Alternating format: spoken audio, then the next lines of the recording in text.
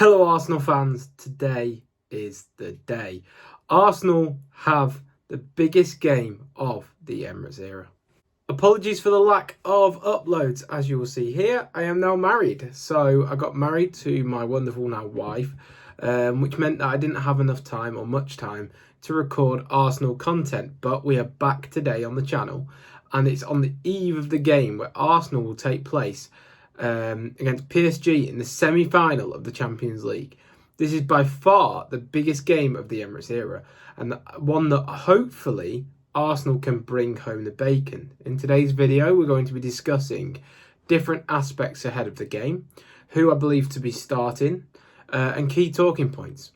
One big miss, as I'm sure you'll be aware of as Arsenal fans, is that we will be without Thomas Partey. He stupidly got a yellow card in the second leg against Real Madrid, which meant that he had accumulated too many yellow cards and therefore will miss this leg of the competition. However, he could be back, obviously, well, he will be back unless he gets an injury, for the next leg, which will take place at the Parc des Princes. I think key talking points ahead of this game is that Arsenal really do need to get off to a positive start. Failure to do so could lead to too much pressure going into the game against PSG at the Parc des Princes in the second leg. We all know that in the Champions League or knockout stages, it's a massive advantage to play at home in the second leg as opposed to the first. So Arsenal need to do what they did against Real Madrid and do the business in this leg.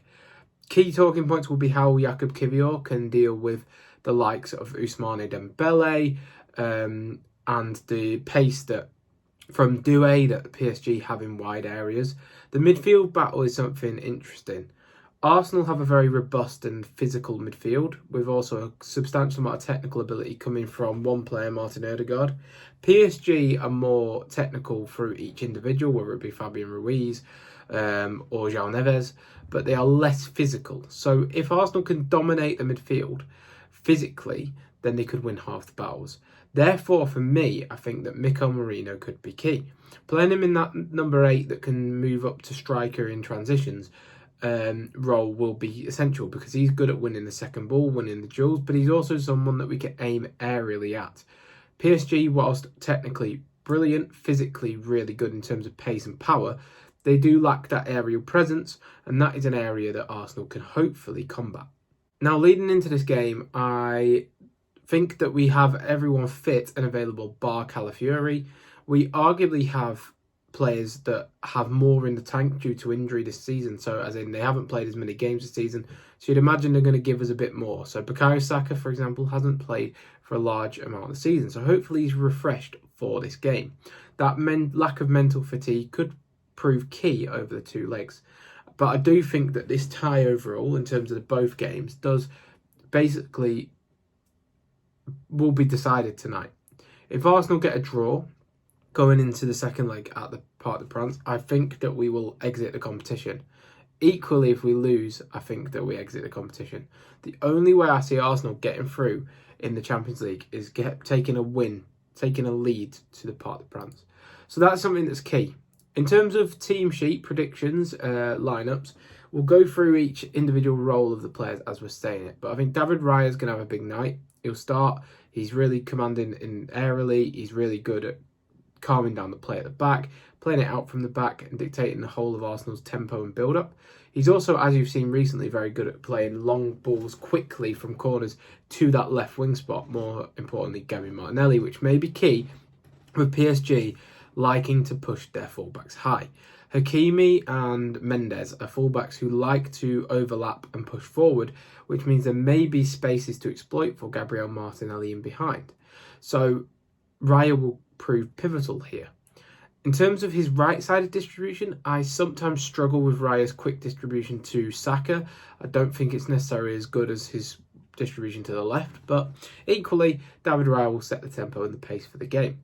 In terms of other areas of the backline, I think Jurrien Timber will start on the right-hand side. He has shown his quality in recent weeks, and this season has been a standout defender for Arsenal.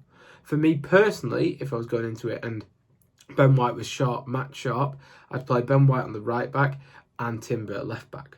The reason I do that is I think that both defenders are better 1v1 defending than Lewis Skelly, and I think a Champions League semi-final for Lewis Skelly is a big risk for someone that age. I do worry about PSG's press and how Lewis Skelly is sometimes caught on the ball. So I personally would go Ben White and Timber as our fullbacks, but I think that Mikel is going to go Lewis Skelly and Timber as the fullbacks. In centre-half, I believe that Mikel will stick with Kivior and Saliba. Hopefully Saliba can't get caught on the ball in this game as he did against Real Madrid and as he did in the last game, was it against Palace? In the midfield, with Partey out, this is a major talking point. Do we bring Zinchenko in the midfield? I don't think we will. I think we will go with a Rice, Ødegaard and Merino midfield. We've been playing Trossard up front recently. He's been starting to score goals, so I feel that we'll stick with that.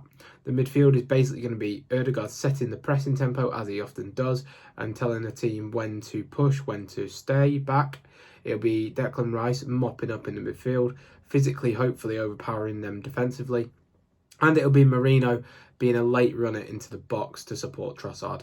It wouldn't be surprising if Trossard played a few minutes in the 8 in this game and Merino swapped with him and dovetailed with him accordingly. On terms of the wings, I think Martinelli will start on the left wing. I think Trossard will start up front and Saka will start on the right wing. That said, there could be a world where Nwaneri could start in the midfield, Merino could go up front and Saka on the right and Martinelli on left. But I can't see Arteta playing such a big gamble in such a big game. Lewis Skelly is more accustomed to the first team at the moment. He's more experienced than Nwaneri. As much as Nwaneri is arguably got a higher ceiling, he doesn't do it on as consistent a basis. But what do you think? Let me know in the comments below. Who do you think will win in this Champions League semi-final? Let me know your thoughts on the game below. I, for one, am super excited for this game. It's been one that I've been waiting for since we got through against Real Madrid. And it's so exciting to know that if we can get through these two games, a Champions League final is on the cards. And I really do hope that we bring home the goods. As I said, I think that I think we're a better team than PSG if everyone was fit. My issue is that everyone isn't fit. We don't have Kai Havertz, for example. We don't have Partey available, which is going to be a massive loss.